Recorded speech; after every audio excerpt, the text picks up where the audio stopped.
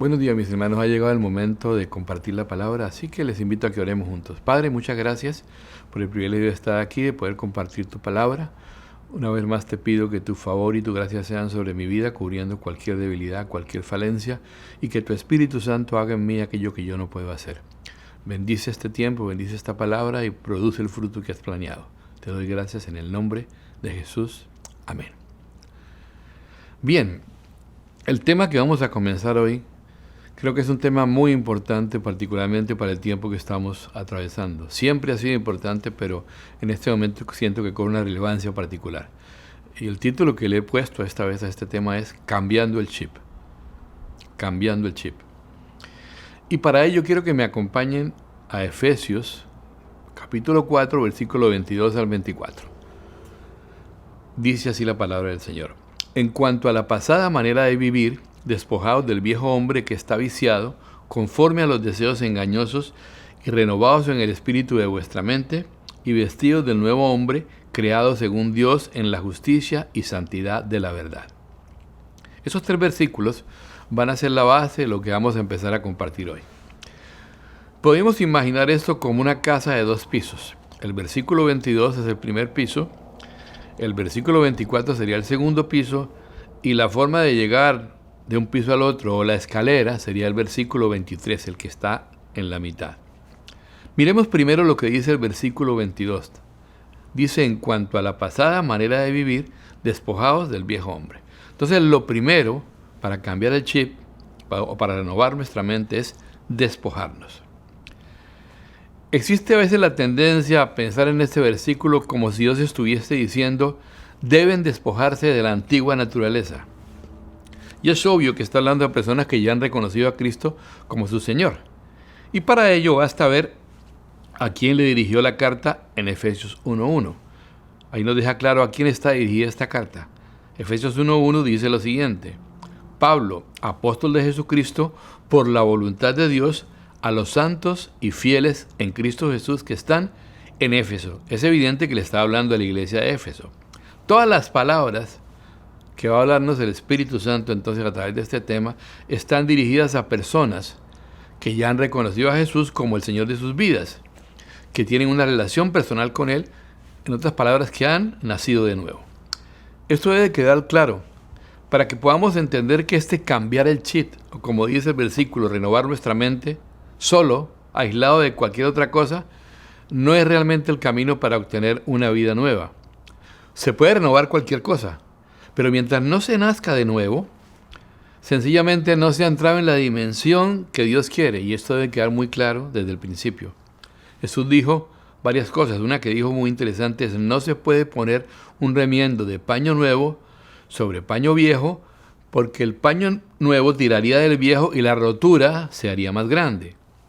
También lo dijo de otra manera, no se puede poner un vino nuevo en odre viejo, porque al fermentarse ese vino nuevo, el odre viejo no lo va a resistir, se va a reventar, va a estallar. Y después no vamos a tener ni vino ni odre. Luego, lo nuevo va bien con lo nuevo.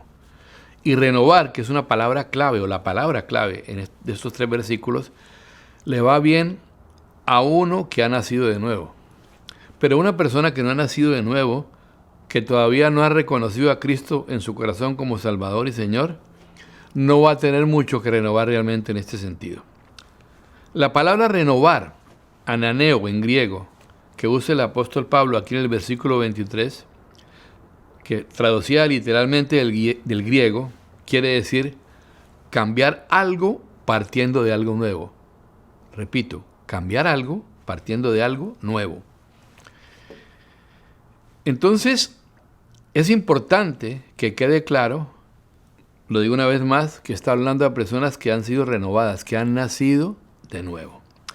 Luego le dice a ellos, en cuanto a la pasada manera de vivir, despojados del viejo hombre.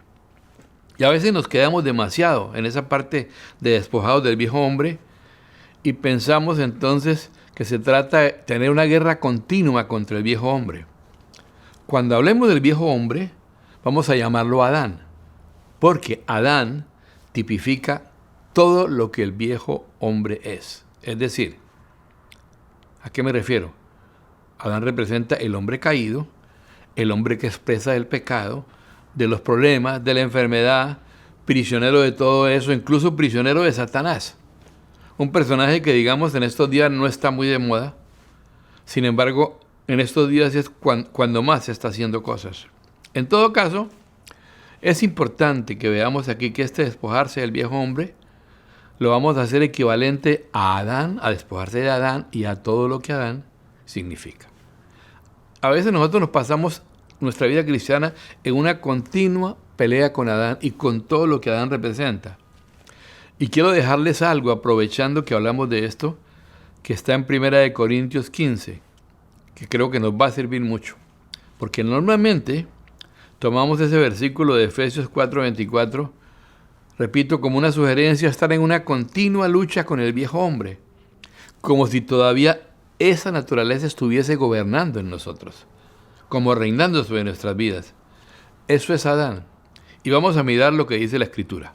Acompáñenme a 1 Corintios 15, versículo 45. Así también está escrito: fue hecho el primer hombre, Adán, alma viviente; el postrer Adán, espíritu vivificante. Está hablando de los dos hombres que han sido las cabezas de las obras de Dios. Uno, Adán, el primer hombre, y otro al que llama el postrer Adán. ¿Cuál es ese postrer Adán? Vayamos a un versículo más en este pasaje, en 1 Corintios 15. Vamos ahora a leer el versículo 47. Dice así: el primer hombre es de la tierra, terrenal. El segundo hombre, que es el Señor, es del cielo. O sea, en este versículo 47 dice que es el Señor Jesucristo, el postrer Adán. Pero es interesante cómo lo dice en el versículo 45. Cuando habla de él, dice, él es el último Adán. En otras palabras, está diciendo que en el postrer Adán, o en el último Adán, que es Jesucristo, todo lo que de Adán había quedó aniquilado por completo. ¿Sí? No tenemos que estar nosotros entonces en una continua lucha con Adán, peleando a toda hora con Adán. A veces nuestra vida se resume a eso, a pelear contra lo que nos enseñaron algunos de nosotros tiempo atrás, que lo enseñaban como los tres grandes enemigos del hombre. ¿Alguna vez lo escucharon? Si lo escuchaban, ¿lo recuerdan? Son el demonio, el mundo y la carne. A uno le decían, por lo menos cuando comenzamos en la vida cristiana, nos decían, los tres grandes enemigos son el demonio, el mundo y la carne. Y pareciera entonces que nuestra vida únicamente se resumiera a eso, a estar en una continua lucha, sobre todo con lo que es la carne y con lo que es el mundo, peleando con Adán, con ese viejo hombre. La verdad es que no es necesario hacerlo más. ¿Por qué? Porque si Jesús es el último Adán, quiere decir que lo que realmente necesitamos para que Adán, el primero, no tenga ningún poder sobre nosotros, es estar en Cristo. Simplemente, muy nacidos de Cristo, muy unidos a Cristo Jesús, porque en Él todo lo de Adán pierde completamente su eficacia. Adán no tiene ya ningún poder sobre nosotros. En la medida que nosotros estamos cada vez más y más en esa unidad íntima con el Señor Jesucristo, Adán no tiene más ningún poder sobre nosotros. No hay que pelear con Adán. Lo que hay que hacer es acercarse más al Señor, porque en Él todo, repito, todo lo de Adán ya murió. Pero ahora sí volvamos a Efesios. Yo creo entonces que aquí en Efesios el Espíritu Santo no está hablando de despojarse de esa antigua naturaleza, porque creo, y acabamos de ver que eso ya fue hecho en el pasado. Miremos lo que Pablo les ha dicho en Efesios 2, ahora versículo 1. Efesios 2, 1. Dice así: y Él os dio vida a vosotros cuando estabais muertos en vuestros delitos y pecados. Él os dio vida a vosotros cuando estabais muertos. Y cuando se habla de vida en la Biblia, en este sentido, está hablando de la naturaleza de Dios. O sea, Él nos dio su naturaleza ya. Lo mencioné el domingo pasado, creo. Habla de vida Zoé.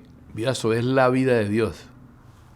De modo que esa naturaleza de Adán ya no está gobernando en nosotros. Pero entonces, ¿qué es lo que queda de ella? ¿Qué puede quedar de ella? O más bien preguntemos, si no hay nada de ella, ¿qué influencia queda en nosotros? Bueno, lo que la sitúa o la define bien está en la primera línea de este versículo 22. ¿Qué es? La pasada manera de vivir. La pasada manera de vivir. Ya tenemos una nueva naturaleza. Dios nos ha dado su naturaleza. El día en que reconocimos a Jesús de verdad como Señor, nacimos de nuevo. Por eso la Biblia habla de eso, nacer de nuevo. Y no es reencarnarse ni nada por el estilo. La Biblia habla de otra cosa cuando dice nacer de nuevo. ¿Recuerdan a Nicodemo? Nicodemo le preguntó al Señor, pero ¿cómo puedo volver al vientre de mi madre si ya soy viejo? Nicodemo no entendía nada. Y Jesús se lo dijo además, ¿no? Le dijo, ¿eres maestro? ¿Tú eres maestro de Israel y no entiendes lo que te estoy diciendo? Jesús no está hablando de una reencarnación. Jesús está hablando, como se lo explicó, de lo siguiente. Lo que nace de la carne es carne. Pero lo que nace del Espíritu, Espíritu es. Y luego le decía, tienes que nacer de la palabra y del Espíritu. Estoy hablando de nacer de nuevo, engendrado por Dios por medio de su palabra y por su Espíritu Santo. Bueno, ya hemos nacido de nuevo tú y yo el día que reconocimos sinceramente a Cristo como Señor de nuestras vidas. Ese día se operó ese milagro del nuevo nacimiento. Sin embargo, hay algunas cosas que todavía afectan nuestras vidas. ¿Qué son esas cosas? Patrones de conducta, patrones de pensamiento que están profundamente arraigados, anclados en nosotros. Sobre todo esto último, patrones de pensamiento muy profundos allí, que durante años se fueron labrando, formando, estableciendo poco a poco. Y voy a dar un ejemplo.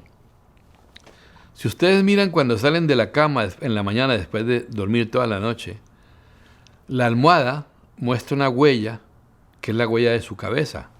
Incluso hasta el colchón, dependiendo de ciertas cosas, tiene la huella de nuestro cuerpo. Pero la almohada definitivamente tiene la huella de mi cabeza. Y queda la huella que es la evidencia de que yo estoy allí reposando en esa almohada por unas cuantas horas en la noche. Bueno, esto es más o menos la misma idea, o es una ilustración. Yo tengo ahora la naturaleza de Dios, pero hay ciertas marcas, ciertas huellas, ciertas cosas que todavía me están condicionando y que no me está permitiendo esa libertad que Dios quiere que yo tenga y que yo experimente esa realidad de lo que ya soy, que yo pueda experimentar verdaderamente lo que soy ahora a partir de haber nacido de nuevo. Entre otras cosas, lo que está hablando aquí es de la influencia en mi manera de vivir, en mi diario andar, de esa antigua manera de vivir. La influencia de esos patrones de conducta que han quedado todavía allí afectándome y esos patrones de pensamiento que todavía de alguna manera están también afectando mi vida, mis actitudes, las cosas normales que hago cada día. El Señor le dijo algo al pueblo de Israel cuando iba a entrar a la tierra prometida. Estas ciudades que ustedes ven no las van a tomar para ser suyas, porque la orden fue conquistar la ciudad, conquistar la tierra. No las van a tomar para ustedes. Le dijo algo más, no habiten en las ciudades de ellos, de estos moradores de estas tierras, ni los tomen a ellos como sus siervos. Pero Israel lo que hizo una vez llegó allí fue exactamente lo contrario. Habitaron en las ciudades de ellos y los convirtieron en sus esclavos, a los habitantes de aquellas ciudades. Entonces, desde aquel tiempo, espiritualmente hablando, Israel siempre estuvo como un yoyo espiritual. ¿Saben qué es un yoyo, no? Que sube y baja por una cuerdita. Un yoyo, un poco arriba, luego abajo, otra vez arriba, otra vez abajo. ¿Cuál creen ustedes que es la razón? Bueno, Dios los estaba llevando a la tierra nueva, pero no querían que tuviesen ninguna relación con lo que había antes en esa tierra. Y así nos puede pasar a nosotros. ¿Cuál es el punto? A veces estamos pretendiendo vivir vidas nuevas sobre pensamientos viejos, sobre formas de conducta antiguas que no hemos querido o no hemos permitido que Dios transforme en nosotros. Por eso dicen, despónjense del viejo hombre en cuanto a qué, en cuanto a la pasada manera de vivir.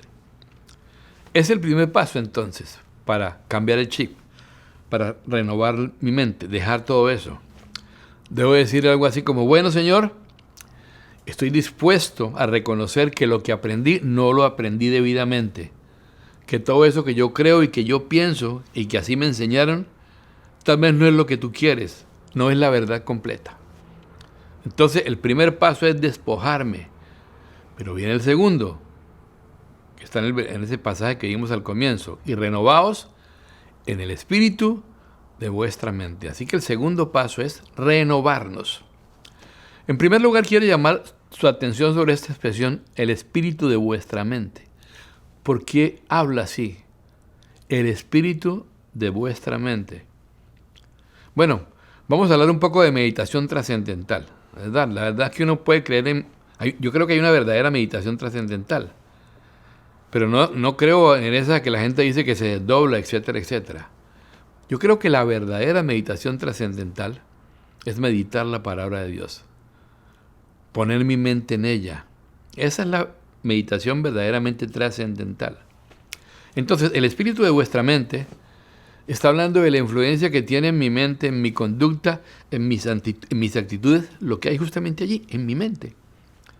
En Proverbios, en el libro de Proverbios, no tengo el texto aquí, pero les voy a decir qué dice lo siguiente: ¿cuál es el pensamiento del hombre en su corazón? Tal es él. Es decir, como el hombre piensa, así es. Hace mucho tiempo, los científicos hicieron un gran descubrimiento, algo que la Biblia ya había dicho hace mucho tiempo, y es lo siguiente: que hay uno de los hemisferios o lóbulos del cerebro, uno de los lados del cerebro, una parte a la izquierda y a la derecha, que era como el banco de datos propios, donde estaba la información que uno ha estimado como confiable. Allí se almacenaba, en uno de los lados. Y ellos descubrieron que esa información, o todo lo que hubiese en ese banco de datos, si lo podemos llamar así, condicionaba las decisiones y las actitudes de los individuos. Pero descubrieron algo más, que en el otro lóbulo, o hemisferio cerebral, había una especie de sistema de filtro. Un filtro, obviamente, para decantar la información, es decir, para filtrar la información que llegara. Entonces, ¿cómo es el proceso? La información llega a mi mente, esa parte la filtra, y si es información confiable, la deja en el banco de datos, la deja pasar. Y al quedar en ese banco, entonces va a condicionar mis actitudes y mis decisiones. Por eso es que se han usado tanto, a todo nivel y tiempo atrás mucho, los famosos subliminales, ¿no? De los que yo creo que por lo menos una vez todos hemos oído hablar. Espero que sí, en su vida. Subliminales en la publicidad, por ejemplo, que dice que ya no los han usado más. Sí, pero había, no sé, muchos subliminales en la publicidad, especialmente encontrados en la competencia de sodas o gaseosas. Pero hay otros subliminales que han sido peores todavía, los que se han encontrado en la música. Ahora, ¿qué es lo que buscan los subliminales? ¿Qué buscaban? No sé si todavía se usen, porque ya las cosas han avanzado tanto que capaz que ni hacen falta. ¿Qué buscaban los subliminales? ¿Qué buscan? Burlar ese filtro que hay en mi cerebro, que como su nombre lo indica, filtra la información para ver si es confiable o no. Burlar ese filtro y poder meter toda información como si fuera confiable, hacerla pasar por confiable, hacerla llegar directamente al banco de datos, ponerla allí, y como hace toda la información pues allí, comenzar a afectar las decisiones y actitudes de la persona. Como lo que pasó, por ejemplo, con la música de rock pesado y sus mensajes subliminales en un tiempo. Ya los mensajes son descarados, pero los subliminales cumplieron su propósito poco a poco, ya es de frente el asunto. En todo caso, lo que se ha buscado con esos subliminales es poder burlar ese filtro y poder poner toda clase de información en la mente de una persona en la parte del banco de datos y afectar con eso, corromper con eso, porque por decirlo de alguna manera, el eslogan satánico o frase de combate de Satanás es algo así como: corrompe la mente y habrás corrompido al hombre. Corrompe la mente y habrás corrompido al hombre. Y es cierto, el punto es este: lo que hay en mi mente condiciona mis actitudes, mi comportamiento y también condiciona mis decisiones.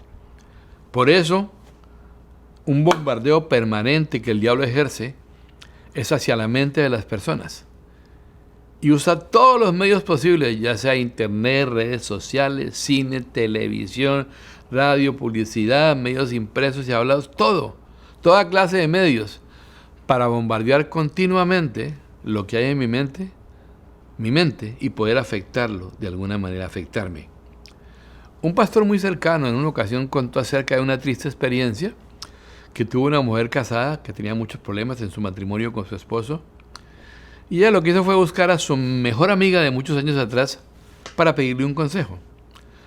Mira, ¿qué piensas que debo hacer yo para resolver este problema que tengo con mi esposo en nuestra vida íntima? La amiga le dijo: mira, pues yo tenía el mismo problema y lo resolví muy fácil y les pido que me perdonen por lo explícito que voy a hacer. Ella le dijo: me acosté con otro y ya, el asunto quedó arreglado. Uno diría, aparentemente aquí no pasó nada. Pero finalmente, esta mujer que recibió aquel consejo abandonó a su esposo, abandonó a sus hijas, abandonó a todo el mundo, no le interesó nada y únicamente se vio involucrada en un asunto que fue básicamente de sexo con otro hombre. Simplemente abandonó su casa y empezó a caminar de una forma incorrecta, habiendo sido una persona que en un momento rindió su vida a Cristo. ¿Qué pasó con ella? Aparentemente no sucedió nada con ella en el momento en que recibió el tremendo consejo de su amiga. Pero sí sucedió algo. Un dardo de fuego, de los que habla la Escritura en Efesios 6. Noten que allí no vamos a verlo ahora, pero no habla de grandes flechas, habla de dardos pequeños. Fue lanzado hacia su mente. Ella pidió consejo, pero no conforme a Dios, no de Dios. Pidió consejo del mundo. Y yo creo, sin ánimo de ofender de manera alguna a nadie, que pedir consejo al mundo, en muchos casos, es como pedirle consejo al mismo diablo, a Satanás. La Biblia dice que el mundo entero está bajo el maligno.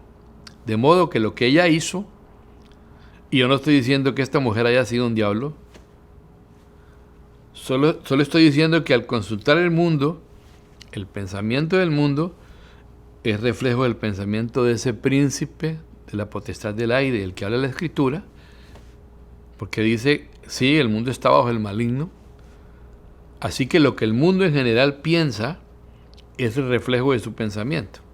Claro, ella consultó al mundo y no a Dios. Hubiera podido buscar ayuda de otros, un consejo del Señor. Y creo que se dio en ella el proceso que describe el Salmo 1, que es muy interesante y quiero que me acompañen porque hay muchas cosas, muchas lecciones importantes para tomar de aquí. Vamos a leer Salmo 1, versículo 1. Primero, dice así: bienaventurado el varón que no anduvo en consejo de malos, ni estuvo en camino de pecadores, ni en silla de escarnecedores se ha sentado. ¿Ustedes se dan cuenta del proceso? Es un proceso que cada vez se va haciendo más intenso. Comienza con el consejo de malos, un consejo simple, un simple pensamiento. Pero ¿en qué se convierte ese pensamiento? En un camino de pecadores. ¿Y en qué termina al final de la historia? En silla de escarnecedores. Entonces, primero es un consejo, que una vez recibido ese consejo, después de recibido se convierte en un camino de pecadores. Y luego, una vez transitado ese camino, finalmente se llega a tener una silla en medio de los escarnecedores. Se entiende por escarnecedores, encontré unas definiciones aquí: el que escarnece, burla, rechaza, ofende, ultraja, ridiculiza, insulta, calumnia o afrenta a otro delante de varias personas. Es decir, es aquel que se burla de una manera cruel y humillante de las personas y en cuyo corazón hay odio.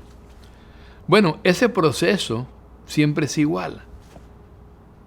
Todo comienza con un consejo, o sea, un pensamiento que si lo anidamos luego se convierte en un camino y después llega a ser una silla, un lugar donde se sienta uno. Este pasó con esta hermana. Recibió un consejo, ese consejo la afectó, ese pensamiento penetró profundo en ella, no hizo nada con respecto a él, hizo lo que hizo, la llevó a un camino de pecadores, y finalmente lo que terminó fue viviendo una silla en medio de los que no conocen a Dios, viviendo como uno más de aquellos que no conocen a Dios, y por supuesto burlándose, inclusive de los que conocen a Dios. Creo que a eso se refiere el apóstol Pablo cuando dice el espíritu de vuestra mente, la influencia que mi mente tiene, la influencia que mi mente ejerce sobre mí, sobre mi conducta, todo lo que hay en mi mente, todo lo que se ha guardado, digamos, como en ese archivo o ese banco de datos a través de los años. Otra cosa que les quiero precisar aquí, como habíamos dicho al principio, esa palabra renovaos es comenzar de nuevo, pero ese renovar del que habla aquí es a partir de esa vida nueva que Dios nos ha dado. Yo no sé si alguna vez han leído el libro de Esther, pero voy a hacer un pequeño resumen de lo que pasa allí. En Esther, en parte de ese libro, se habla de un hombre llamado Amán, que tramó la forma de destruir a todo el pueblo judío, y este Amán tipológicamente tipifica lo que es la carne, el mundo o la mundanalidad.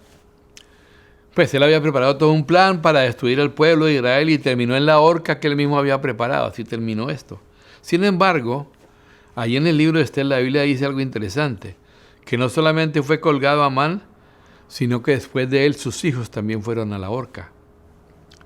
¿Cuál es el problema con nosotros? El problema con nosotros a veces es que de verdad hemos reconocido a Cristo como el Señor de nuestras vidas.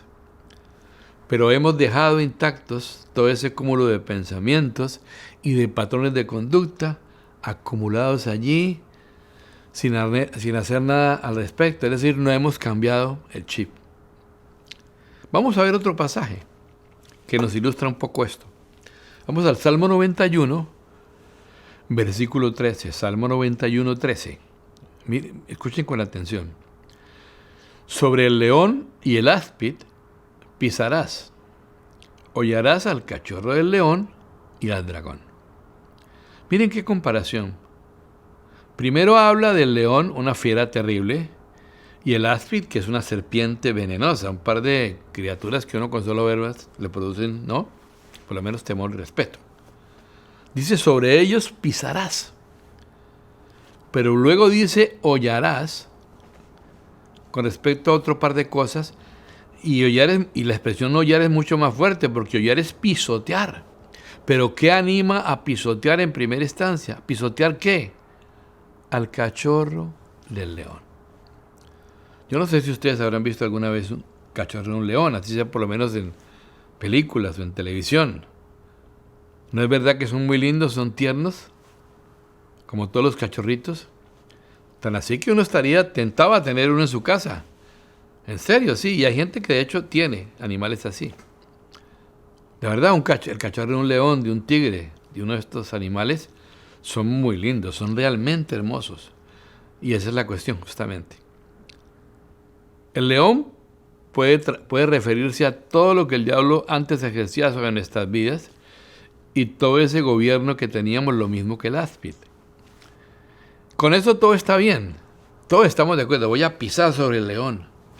Pero ¿cuántos estaríamos de acuerdo en pisotear u hollar, como dice el término que usa la palabra aquí, al cachorrito?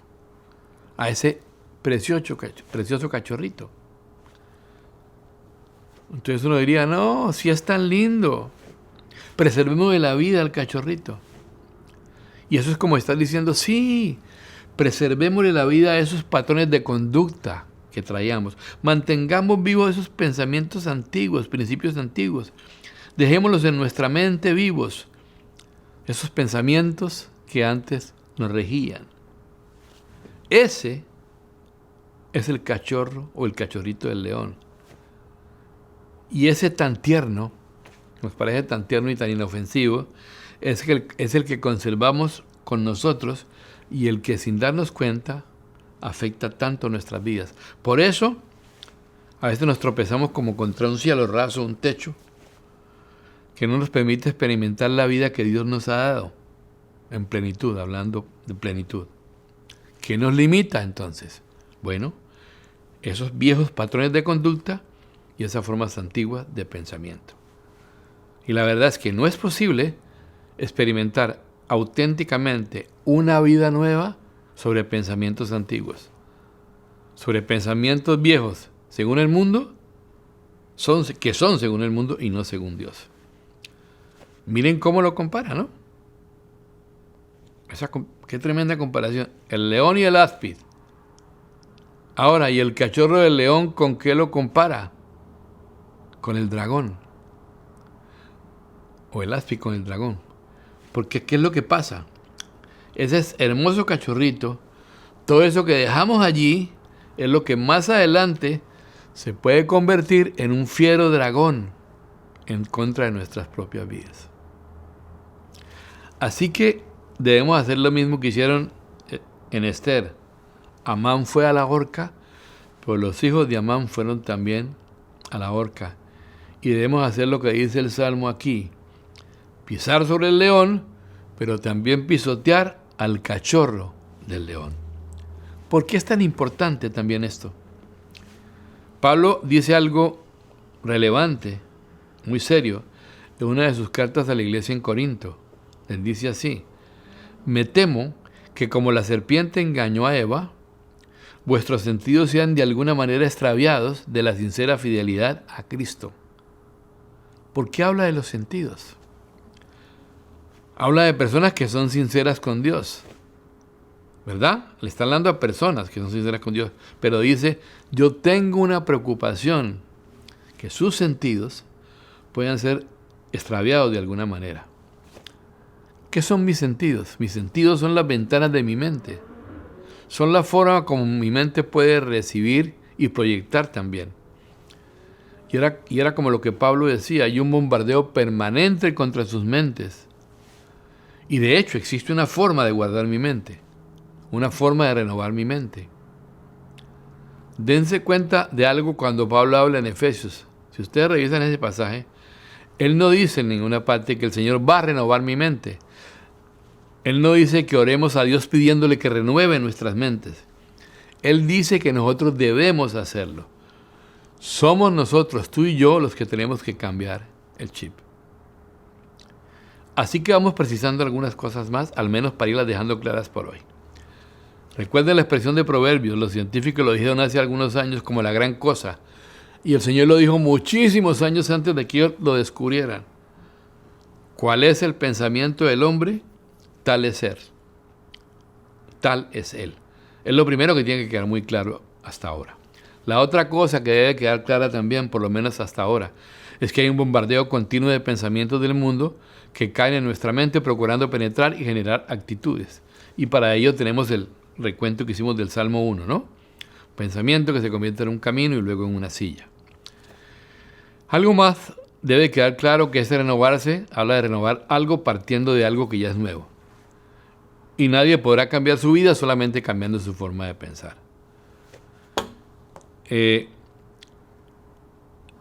Cambiar la forma de pensar lo deben hacer aquellos que ya tienen una vida nueva.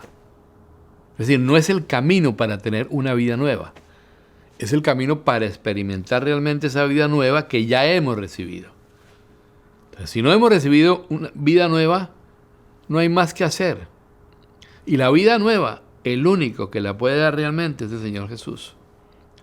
Nadie más puede otorgarnos una vida diferente a la que ahora vivimos. Nuestros intentos serán múltiples, pero todos van a fracasar. Y la experiencia de la mayoría de nosotros ha sido esa, por lo menos la mía. Cuando intenta uno hacer las cosas por sus fuerzas, fracaso tras fracaso. Entonces aquí habla de renovar, pero renovar la mente de aquel que ya ha recibido una vida nueva. Y la otra cosa que quiero volver a resaltar y que quede claro, por lo menos ahora, es yo soy responsable de renovar mi mente. Yo soy el responsable de cambiar el chip. Dios no lo va a hacer por mí. Dios quiere que yo lo haga. Antes de continuar adelante con el tema, vamos a ver algunos versículos más.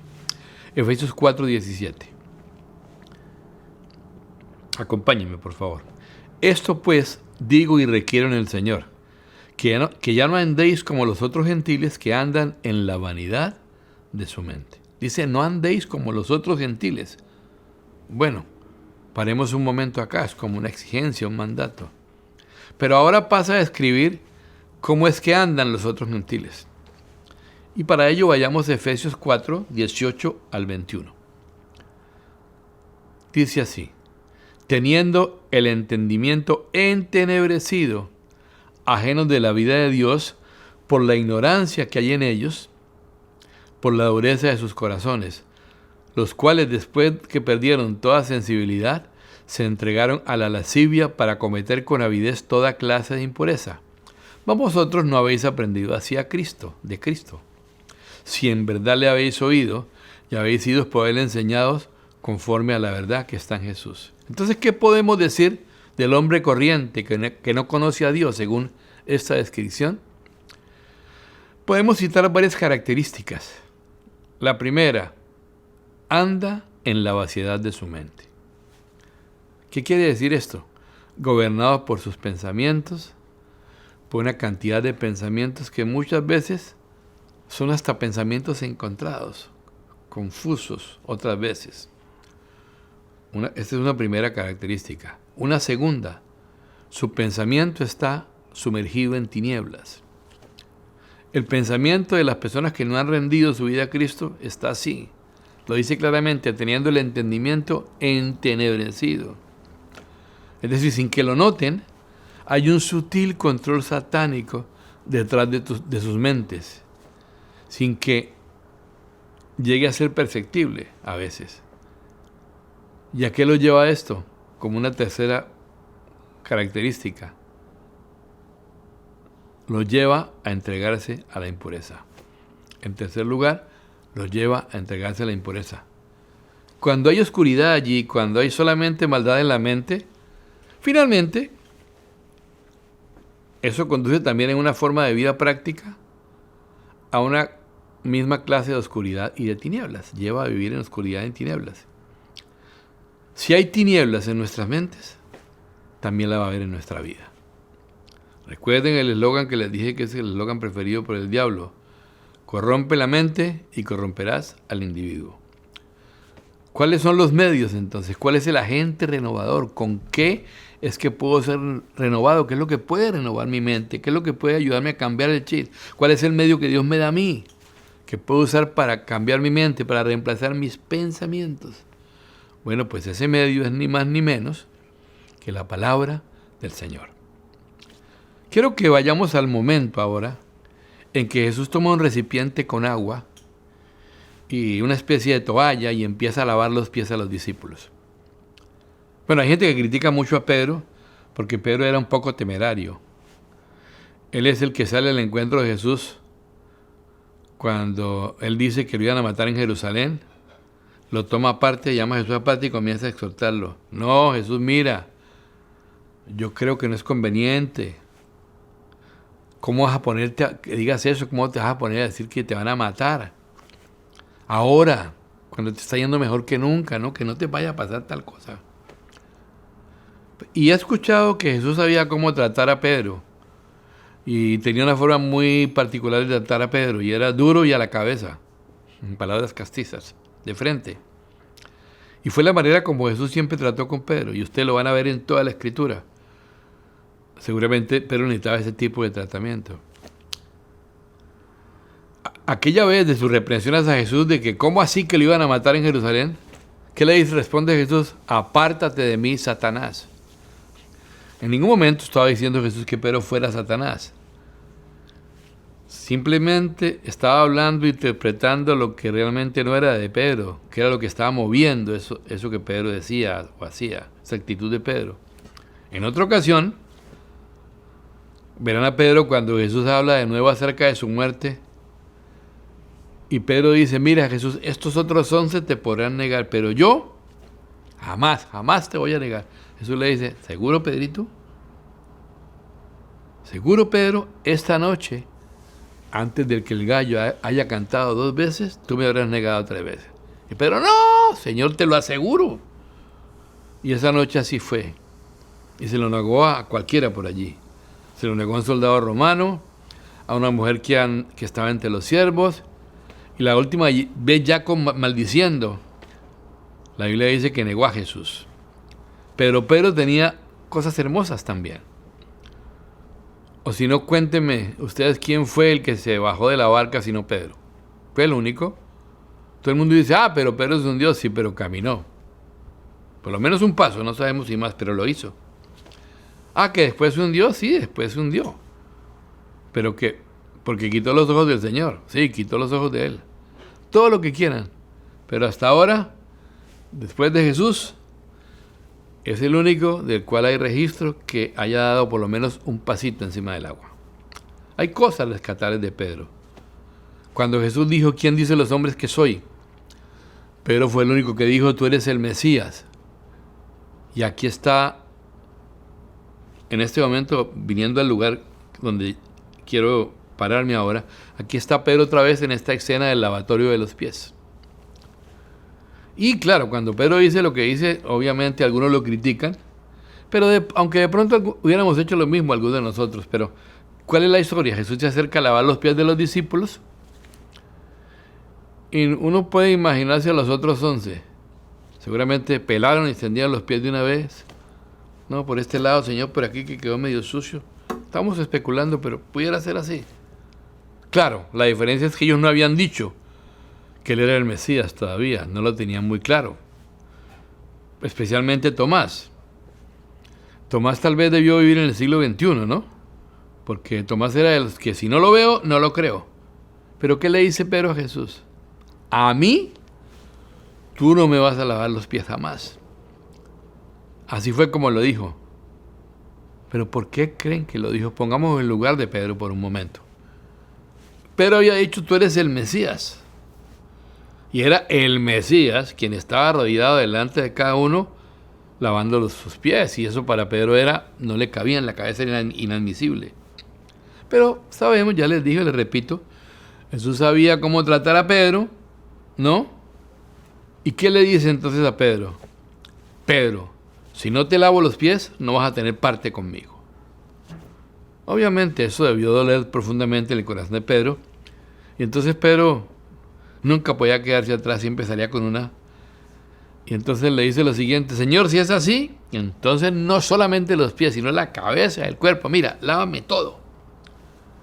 Bueno, ya Jesús fue un poquito más comprensivo y le dice una verdad que es muy impactante. Le dice, Pedro, el que está limpio solo necesita lavarse los pies.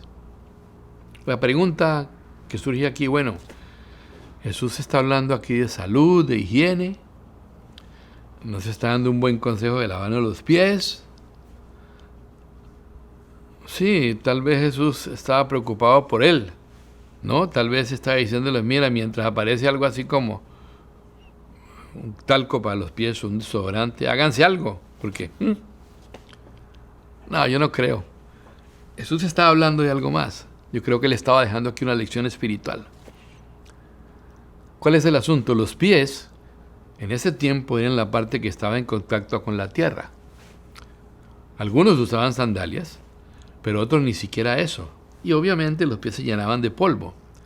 Por consiguiente tenían que estarse cuidando continuamente. Era la parte del cuerpo que estaba más en contacto con el exterior. Así es también en nuestra vida. Hay una parte, hay un área de nuestra vida que está en contacto con lo de afuera. Y es como la ventana, es el aeropuerto. Que mi mente, eso es lo que me comunica, ¿verdad? Yo como ser humano no soy solamente ese ser exterior visible que soy.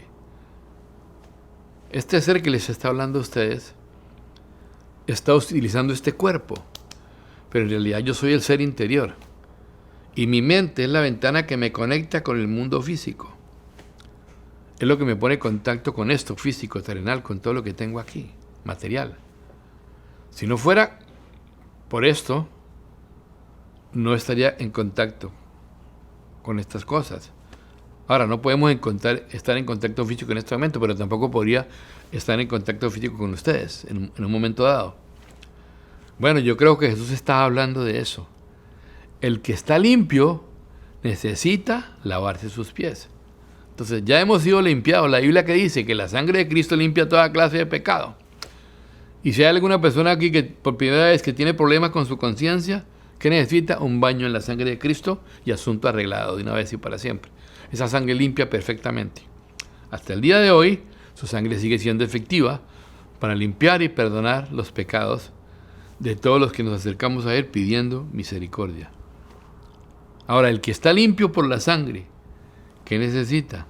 Lavar sus pies. Estar lavando la parte nuestra, esa parte nuestra que está en contacto con el mundo. En nuestro caso son nuestras mentes. Hemos sido limpiados por su sangre, pero es necesario lavar nuestras mentes, esa área nuestra que está en contacto permanente con el mundo. Ya, dice que aquí habla, hemos dicho que necesitamos lavarlas, no dice perfumarlas, no es a lo europeo. De lo que hablamos entonces, bueno, no todos, no es de perfumar, sino habla de utilizar agua. Es lavar, ¿verdad? No es cierto, lavar. Ahora, ¿qué es esta agua? ¿Qué tipifica esta agua? En diferentes partes, la Biblia compara la palabra de Dios con agua pura. ¿Qué nos está diciendo?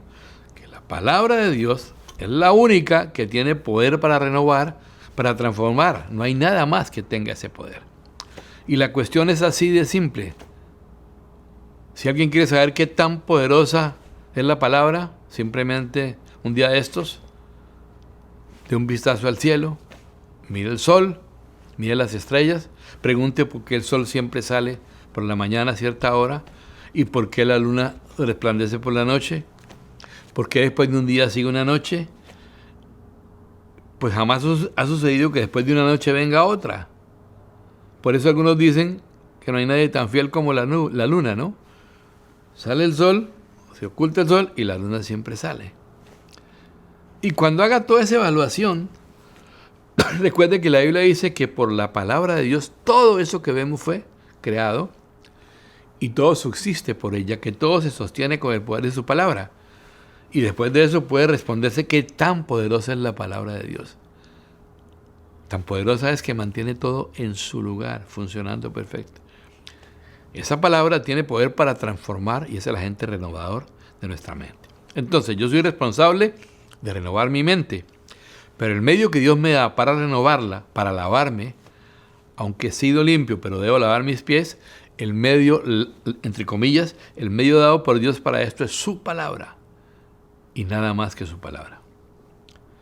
Entonces ya hemos dicho que es importante, es clave, es definitivo renovar nuestras mentes por la influencia que ella tiene en la vida anterior, antes de conocer a Cristo. Y en este momento, por la influencia que tiene lo que hay en mi mente de esa vida sobre mi conducta. Entonces recordemos que la responsabilidad de renovarla es nuestra. Nadie más lo va a hacer, nadie va a cambiar el chip. Y para ir cerrando, en hoy, miremos un texto más acerca de esto, donde se les habla a personas que ya han recibido a Cristo. Y este texto es Romanos 12:2. Aquí dice, Romanos 12:2, no os conforméis a este siglo, sino transformaos por medio de la renovación de vuestro entendimiento, para que comprobéis cuál sea la buena voluntad de Dios, agradable y perfecta. La versión popular dice así, cambien su manera de pensar, para que así también cambie su manera de vivir. Entonces, yo soy responsable de renovar mi mente, nadie más que yo. El único agente renovador, como hemos visto, es la palabra de Dios. El único agente renovador para poder renovar nuestra mente es la palabra de Dios. Oremos, mis hermanos. Gracias.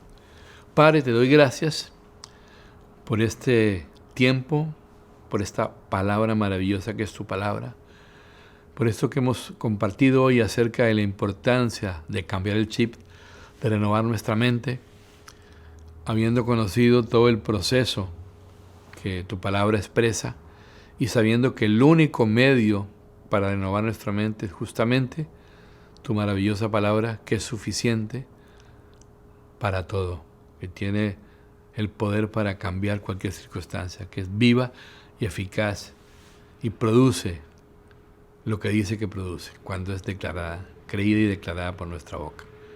Bendice este día, bendice esta palabra en nuestros corazones, hazla fructificar y que traiga cambio y transformación a nuestras vidas y que deje sellado en nuestro corazón esa motivación para entrar deliberadamente en ese proceso de renovar la mente.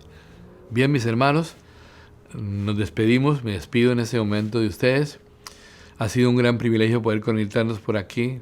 Aunque no estemos cerca físicamente, lo sentimos muy cerca de nuestros corazones y nos vemos Dios mediante el próximo domingo por aquí.